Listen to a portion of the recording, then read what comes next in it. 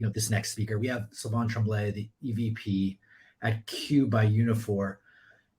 Real quick background.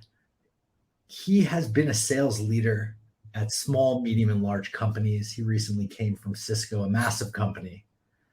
And the title of the speech, Goodbye Sales Pitch, Hello Conversations, is so important, right? And it's because Unifor, an emotional intelligence platform, really dives into the question, do emotions matter? And I know I don't want to take up too much space here, but Sylvain's going to dive in and really, unpack that quite a bit, and you'll have a lot of learnings. And I want to give you the floor, my friend. Thank you for being here with us. Thanks, Jared. Thanks for the intro. Now I'm going to try to go into presentation mode. So hopefully this share will go right here. So good afternoon, everybody. And you're probably wondering, per Jared's intro, a sales leader, I've been a salesperson, I've led sales team, I've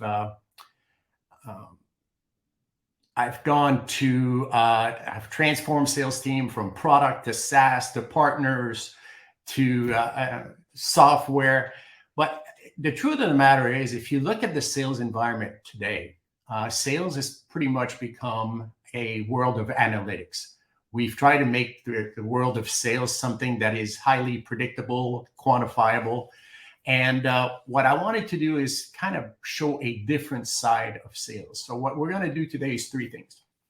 Number one, what does the sales environment look like in the eyes of both the sellers, but most importantly, from the perspective of the buyers out there? Number two is, are emotions impactful or important in the sales process? Can we identify, measure, and quantify emotions and measure their impact on sales, and which emotions are the most impactful? Number three is the good thing, I'll give you a couple of recommendations on how we look at both the rational side and the emotional side of the life cycle of an opportunity. Therefore, we can coach and improve our win ratio as a whole. So, by the way, if you have questions, this is always challenging because here I am talking to the little green dot, to which I will refer to a lot in this conversation. But if you have any questions, please post them in the chat room or the Q&A, and Jared or Tim will come back at the end and surface those questions. So without further ado, let's jump in it. So let's start by looking at, from the eyes of the seller. If you think about sales today, even 5 years ago, you would ask a salesperson, do you have enough leads? There was never enough lead, never enough time.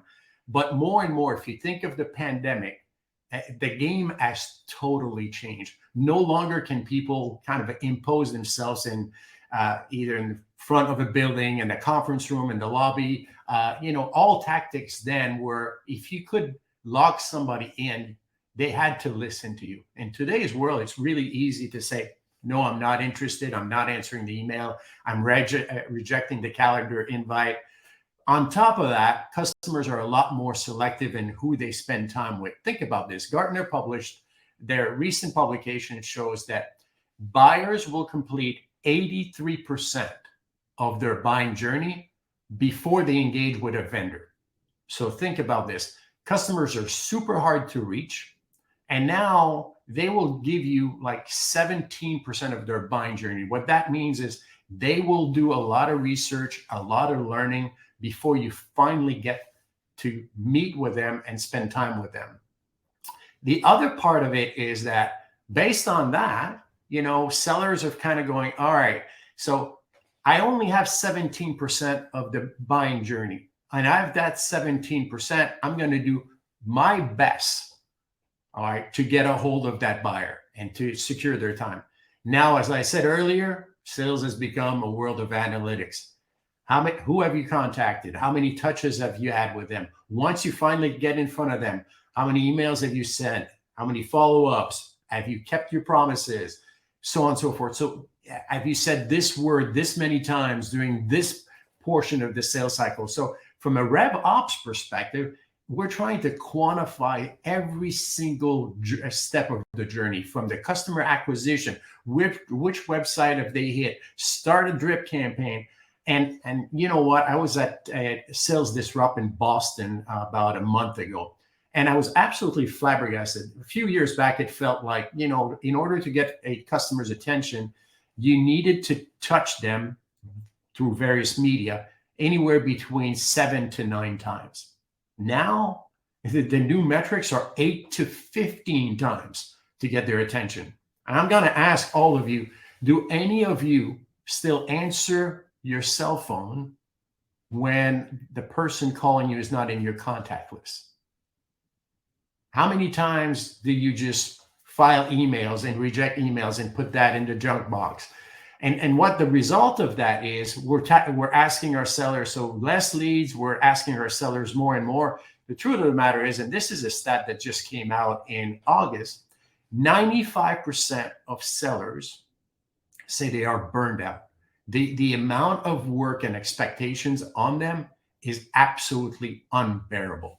And to top it off, not only are we asking more to our sellers, but our buyers are going, oh my gosh, this is just too much. All right. And then when you finally get access to the buyer, here's the reality that every single seller, and as a Rev Ops track here, we have to keep in mind.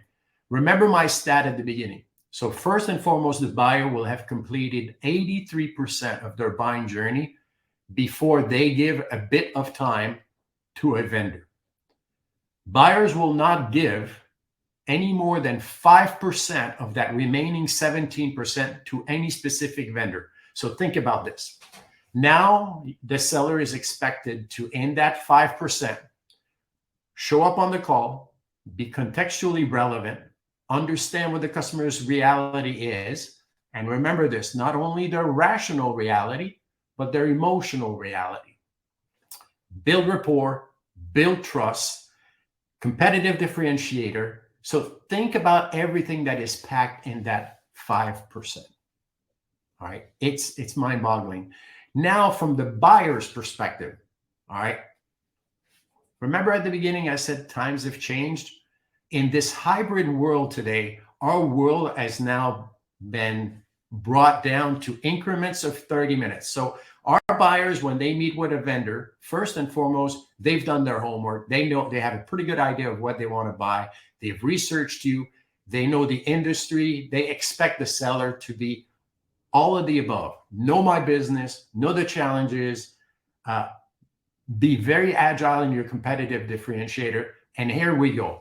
You have 30 minutes. All right. The life of a seller now is the seller shows up on a call, has done their research, and they have 5 minutes to do the chit chat, build rapport. And what happens is then they start looking at that little green dot with a big slide on their screen. And here we go. They go in pitch mode.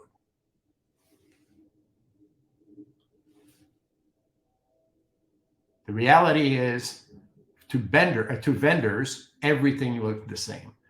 Today, a vendor can demonstrate innovation like we're doing right now, but tomorrow, my competitor will have the same words, same use cases, claim the same functionality on their website. So from a buyer's perspective, when they engage with a vendor, everything looks the same. And you might say, oh my gosh, they made a mistake. Look at their second slide. It's all in Latin.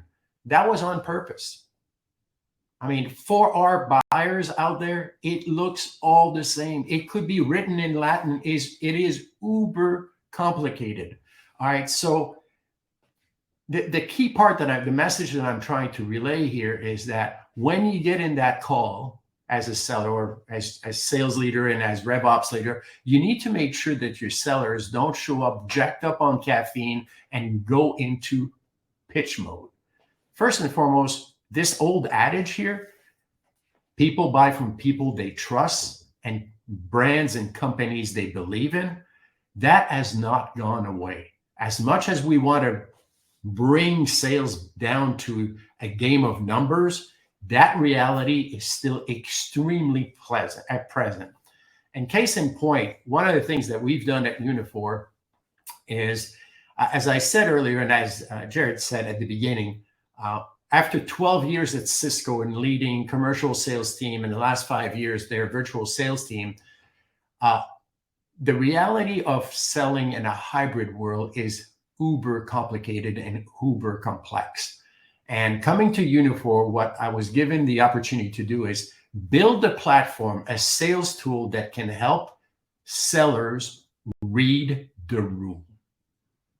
People like, I am sure most of you on this call, and like myself, I earned a living and built a career on reading the room, building rapport, building trust with people, making sure that I picked up on the little subtlety when I was in front of customers. But all that went to the wayside big time when COVID hit. And COVID and the hybrid sales world is not going away. So how do we help our sales force build rapport, build trust? And why is that important? Because a lot of you out there might be skeptical, saying, who cares? Here's the reality. Number one, we've demonstrated without a doubt that there is a direct correlation between customer sentiment and win ratio. The happier your customer is, or your buying committee during the buying journey, and the more engaged they are, it's got a direct correlation on your win ratio. So how do we influence that buyer engagement, all right, and that buyer sentiment? So there are things like empathy, that empathy being very present in the tone of your voice. Remember I said you need to meet your customers where they are on their buying journey, both rationally and emotionally. Empathy is what allows you to, if you show up jacked up on caffeine and you're talking at 1,000 miles per hour, you're all chipper and all that, and the buying committee is in a total state of confusion. How are you going to build trust? How are you going to convey to that customer that you understand their reality, you understand their confusion, that you're relating to them not only on a rational side, but emotional side as well? So empathy. The empathy is something that is uber important. The pace, all right? If you listen to customers long enough, they will tell you what they want to buy. So it is really important. Talk things like traditional conversational intelligence metrics, like what I call convo stats, like talk ratio, talk speed, all play a huge role into managing your customers' engagement and sentiment. Now, when you're in pitch mode, how do you do that? All right. There are technologies out there that will basically analyze what you say. There are others that will analyze the tone of your voice. There are others that will look at computer vision and analyze your body language over video. But nobody today analyzes what you say, how you say it, with the visual at the same time and context, and basically guide the seller, all right, both in real time and post call, on how to handle and adjust to their audience. So let me pause for a second here. And I can pretty much, although I'm looking at the little green dot here, is think for a second of your last purchase. Large purchase, a car, a house, a piece of clothes, jewelry, whatever. Can all of you say, without a doubt, that it was 100% rational? Now you're going to say, oh, but Sylvain, this is my personal, in business, I'm always rational. Yeah. I would challenge anybody on this call to, like, a lot of times we'll say, this brand is more known, I won't get fired. Oh, but I prefer best. Now, why do you prefer best of class? Because that company, that seller, that organization demonstrated that they better understood your environment and they could relate better to you. Therefore, there was an empathy connection. There was an emotional connection that made you comfortable in making that decision. I doubt, especially in today's environment where most decisions are made by buying committee of 7 to 10 people, especially in the B2B space, all those decisions have an emotional dimension. So reason why I've been talking since the beginning, the importance of meeting your customers. So for your sellers, it is uber important that they meet their customers where they are in their buying journey, both rationally, so understanding the customer's business environment, their company's environment, the reality of where they want to, understanding their needs, where they're coming from, where they want to go to. These are all rational components of the sales process. Now the emotional. What's the dynamic within the committee? Who's for us? Who's against us? Who's confused? How does a seller can measure like the level of confusion of somebody that is in a buying committee while you're on Zoom, WebEx, or Teams, and the only thing the seller is looking at is the green dot or like a little strip at the top that you have to go like this to see what's going on in the room. So for us, remember how we started this conversation. Number one, you've got to be really, really astute on where your customer is, both rationally and emotionally. Number two, you got to make those engagement counts. Companies spend fortune in their customer acquisition cost. All right, that CAC there is getting higher and higher by the day. Oh yeah, it's easier. We do the spam cannon. All right, spam cannon has consequences. If you use the spam cannon, you can pretty much block not only yourself from getting access to the buyers within a company, but you can block your entire company if you exaggerate. Oh, I'll send them a text. I'll use a Slack channel. Every single time you abuse the medium and you do not respect your customers from their perspective, you're potentially exposing your company from being blocked forever from getting access to the decision makers within that company. So as we build these things, make sure that when your sellers engage with a company, we engage, but we also respect the buyer's choices. And the buyers being that not only the buyer that you're trying to sell to today, but the entire corporation. So now how do we address this challenge? Equip yourself with tools and challenge your sales organization into unlocking that emotional dimension. So depending on the persona, all right, each persona that is in a buying committee will be looking for different triggers. There's conversational intelligence platform out there that measure the amount of time a buyer has said your competitor's name or how many times you've said this word or this phrase. At the end of the day, what's really important is the context. All right, a word without context has no meaning. So yes, content is important, but you need to surface within that content the context. What was the context in which this phrase or this moment or this cue was said? All right. There's important cues in every conversation. The same cues that are present as you read the room in a face-to-face meeting are present in a virtual session. We just need to get really, really good at capturing it. And by the way, there's tons of technologies out there that allow you to do so, but only very few do it from both visual, verbal, and tonal at the same time, as well as context. But the most important part is the emotional insights. Your buyer sentiment, building that rapport, building that trust that you would have done in a face-to-face engagement. We need to figure out ways to do it over virtual mediums or hybrid medium. Even though, COVID is over, so then we'll start visiting customers again. You will still, hybrid is not going away. Companies like Google are saving $1 billion a year directly to their bottom line by leveraging the hybrid workforce. Right? If you think that is going away, a multitude of companies out there are saving hundreds of millions by moving to a hybrid model. Yes, it is important for your employee retention perspective, but don't be fooled. There's a lot of savings from a corporate perspective. The other piece is your customers. Remember, I said there's a direct correlation between your buyer sentiment and engagement and your win ratio. Equipping your sales rep with tools that allow them to manage and monitor their customers' engagement and sentiment throughout the life cycle of an opportunity. Sometimes it's not just you, but it's the team you're selling with. It's the people that your buying committee interfaces with in your company. The behavioral cues. If I'm talking to the green dot, what's happening? Is there somebody on the desk like this? Is there confusion? Who's paying attention to the body language out there?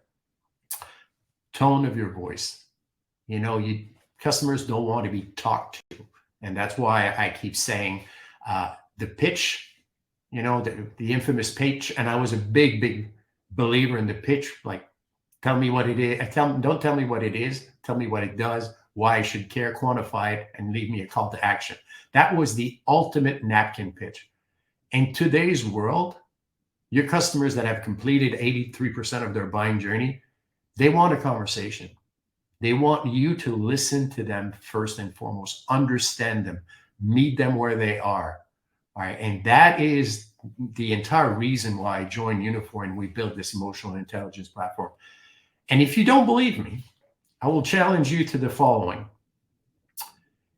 If any of you are involved in a large, complex deal, B2B transaction, and if I was to ask you, I'm sure that most RevOps person on this call here, or RevOps leader, can tell how many touches, what was the customer acquisition cost of this customer, who we touch, when we touch them, what place in the sales process, how many times they said this word or that word. But if I was to ask you from an emotional standpoint, what was the journey of the customer? Were they engaged? Are they positive? Are they all engaged? Are they all positive? Because know this, if you're selling to a buying committee, the higher the sentiment of the buying committee, the higher your win ratio is. But do you know who's not a believer on the buying committee? Do you know the importance of that person? Have you tried to map the emotional map of the life cycle of your largest opportunity? There used to be this thing about a relationship map. The relationship map is not only a question of rational, it's heavy, heavy, heavy on emotions as well. So as a takeaway, and here's your homework, the good news about emotional intelligence, it can be learned. It is not something like IQ that will not change throughout your life. So for the revenue operation teams and sales enablement people on this call, emotional intelligence can be learned. The first component or dimension of emotional intelligence is self-awareness. So being conscious of my speech rate, my talk ratio. Am I listening? Am I listening with intent to resolve? Or am I listening with intent or preparing for my next blur without listening to my customer? All right, listening with intent. Empathy. Meet your customers where they are emotionally. And oh, by the way, some of the tools out there will monitor that for you. All right, because sometimes your sales manager will say, your politeness, your talk ratio wasn't 100%. I mean, I can assure you, some of the technology out there is unbiased. They will measure and quantify everybody along the same way. Think about self-awareness as your EQ score, all right, your Uber score for emotional intelligence. Number 2 is social awareness. Once you know how you are, how are your customers reacting? And this is where a platform like what we've built always look at sales opportunity from the eyes, the validation of the customer. So what behavior do I use either pleases my customers and resonates really well, or annoys the crap out of them? All right. I need to self-regulate. So how are my emotional traits impacting my customer and vice versa? All right. How do I leverage them to drive greater engagement, greater sentiment, and make sure that I always do it within context? And last but not least, maintaining a record of your buying committee, every participant, every persona, because what you'll realize is different persona react to different content differently. A lot of times, and I have an example of that, I had the CEO of a company that did not really believe his sales force to be capable of articulating the strategic direction of the company like he did. So he basically asked his sales force, when that situation arises, please play my video. I do it better than you. And every single time when the sellers would do that, the engagement and sentiment of the customers would take a nosedive. They would lose the customer to a point where sometimes the customer would basically ghost them after. So here's a good example of if you monitor what's going on from an emotional standpoint, you will quickly adjust your engagement with your customers to bring high engagement and high sentiment at all times. And trust me, this can be learned. So in closing, Here's what I would ask once you leave this call. Next step. Get familiar with emotional intelligence, self-awareness, self-regulation, social awareness, and relationship building. Read Emotional Intelligence 2.0 to get familiar with it.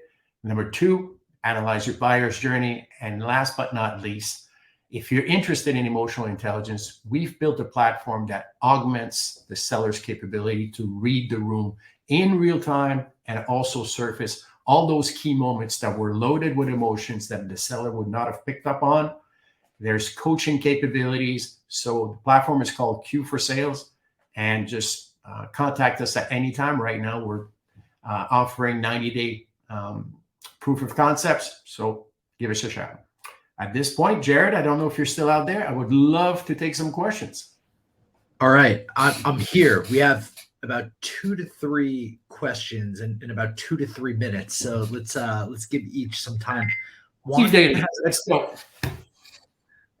As I'm looking at your demeanor and how to read, if that's good or not, emotional intelligence. But Juan asks, how do you balance providing insights, educating your buyer with meeting them where they're at? So he feels that providing industry insights and educational content can lead across to free consulting and oversharing on a discovery call. So the question is, how do you balance giving them education with meeting them where they're at? So remember that buyer's learning journey, the 83% of the sales cycle they will complete. This is why it's super important for companies now to make their content available online. I know it's kind of violating. You're saying, if I put it out there, my competitors are going to read it and they're going to put it right back into their website. Mm-hmm. It's really the chicken and the egg. You have no choice. This is the environment we operate in. But once you finally engage with that customer, that ability to adjust. Right now, we're looking at the outcome of a deal, or the CRM. We're waiting till the win or the loss to react. By being in sync with your customers' engagement and sentiment throughout the entire buying journey and reacting in real time right there at the beginning, you can't replace that. You're not waiting for the lagging indicator. You're doing it in real time. You're adjusting in real time, and you're constantly operating with the customer validation in mind. So there's no doubt in my mind, the winners are the ones that are going to keep track of your customers' emotional life. And correct me if I'm wrong, Sylvain, like, you could be in danger of oversharing. Your product could do 100 things. You don't need to tell them all of those. You need to listen to the one use case they actually need and meet them where they're at with giving them knowledge for that. If they need knowledge, they might be cool moving a little bit without it, or maybe they have it, right? I'm going to use 2 things you just said. The knowledge they need. Number 1, a lot of times we assume we know what they need. Yep. The reality of it is, let them tell us what they need and validate with their emotions and engagement and sentiment, not only of the speaker, but the entire room. All right. That's number 1. And number 2 is, this information here is for the sales organization or the vendor to use. If you want to share this information, it's for you. But, promises made, promises kept, tracking what you've done and not done, all these things are part of building trust and keeping it. So I know time is time is up. Let's do one rapid fire question, and then we'll let it end. Just because I've seen Brent's question here. With the adoption of buying group, buying committee, as opposed to just one unique individual buyer lead, how do you help sellers bridge the conversation? The technology applies in both cases. If you look at how, when we build correlation between engagement and sentiment, yes, it applies to the individual. But the more people there are in a buying committee, the tougher it is for the seller, and the greater the impact technologies like this have. So it does work as well in the one-on-one, but as soon as you get buying committee of 5, 6, 7, 8, 10, 11 people, for a seller, it becomes an absolute nightmare to manage all these emotions and what truly matters to the buying committee rather than specific individual. So now it looks like we're getting the emotions of the platform right now, Sylvain. So let's move to the next. Everybody, we realize how important of a topic this is. It's a good thing we've partnered with Unifor for quite a bit. So we'll keep diving in. So stay tuned. Thank you for coming, my friend. Thank you, Jared. See you.